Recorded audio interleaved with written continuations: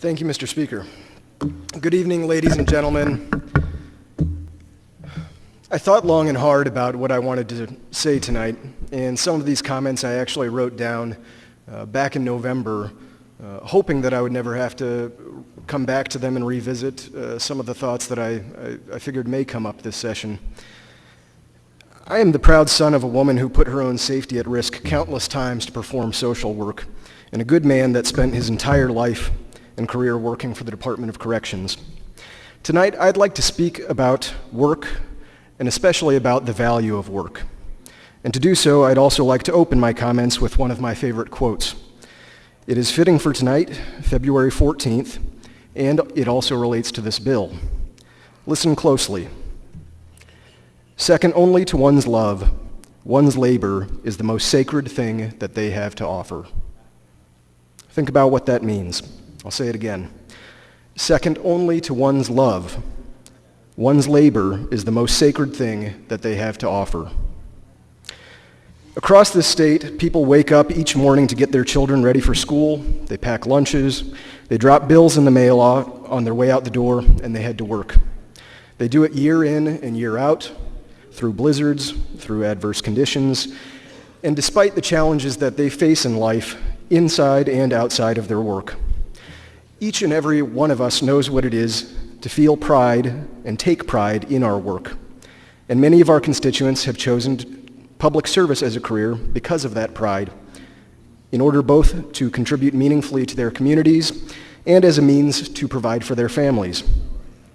They do it each day to create something that will hopefully improve the lives of their children by a factor of generation.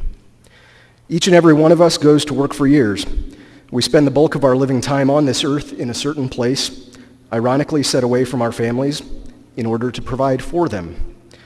So the best we can hope for ourselves, along with our friends and neighbors, is that we have found the job we love, that it is meaningful, and so as a result, the burden of time spent away from our loved ones is not heavy, or it's at least made lighter. For so many families, work is the only way to channel their energy into a promise that they can provide to their children. It is the promise that although we might not be here forever, we will do everything we can make to make their life better while they're on this earth. This bill degrades the value of work. It takes rights away from our workers, and it faults them for pursuing a career in which they seek to give back to their communities. Briefly, I'll trail back into history and say, at the outset of the 20th century, just 3 generations ago, workers often went into a mine without protective gear. Young boys, not men, but boys that were often only 8 or 13 years old might work 7 days a week. And despite these norms, leaders in the public and private sectors pushed to correct the inequities being created by industrialization. They pushed for a basic concept. That concept is still alive, something we each feel. The concept is that work is a contract. It was novel then because it pushed back against rich and powerful interests, and unfortunately those interests are still present today. Not one constituent of mine has contacted me to say they support this bill. To the contrary, hundreds in my district have said they oppose House File 291. So I ask the Iowa GOP, when I look at House File 291, and I see a group called Americans for Prosperity registered in its support, who other than the Koch brothers are pushing for this bill? You see, government is not supposed to be beholden to a donor class, much as it wasn't then, although it has become again that today. The public is aware of this. When the few at the top of the food chain hold all the cards, and the ability to pass something good and earnest to your children is no longer possible, you no longer have a contract. At that point, you have bound a person's livelihood.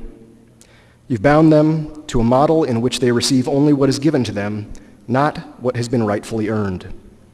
This bill undermines the value of work, and it creates an uneven playing table.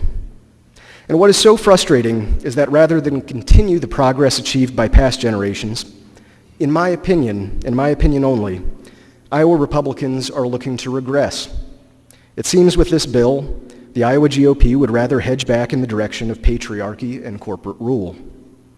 So, for all the talk I hear in politics about building this state, supporting and investing in its people, this chamber is debating a bill that concerns how we value work itself. You see, when children have lost their youth without the presence of parents who may be working 2 or 3 jobs to support the family, when parents are no longer able to create a better life for the next generation, no matter how many hours they work, no matter how much blood and sweat they shed, then the value of being a parent and an individual in this state is lost. That is what's at stake. That's what's at stake with this bill. And working families across the state feel it. They are contacting us. They are asking to be heard. And unfortunately, they are not being heard by the majority party. If this chamber, if the GOP, at some point, opposes a minimum wage, if they oppose access to health insurance, if they oppose providing people with an honest means to provide for their family, and oppose giving people a secure retirement after spending a lifetime at work, then they have no right to complain about the degradation of our culture and the nuclear family. Work is a contract. This bill undermines the quality of what that contract means. Legislative Republicans and Lieutenant Governor Reynolds are taking away from good men and women the thing that they work for, and that is the future of their family. The House outlawed the use of charts and diagrams this year, so I have no chart. But I will go home tonight and I'm going to find peace of mind. I'm going to find peace of mind because I've listened to my constituents and I've spoken up on their behalf. So let me just say this. If I had a chart today, it would be a photo. It would be a photograph of a human standing tall, just like women and men across the state that go to work each day on our behalf. They are public servants, and thank goodness they stand tall and have more backbone than the out-of-state corporate political interests pushing this legislation.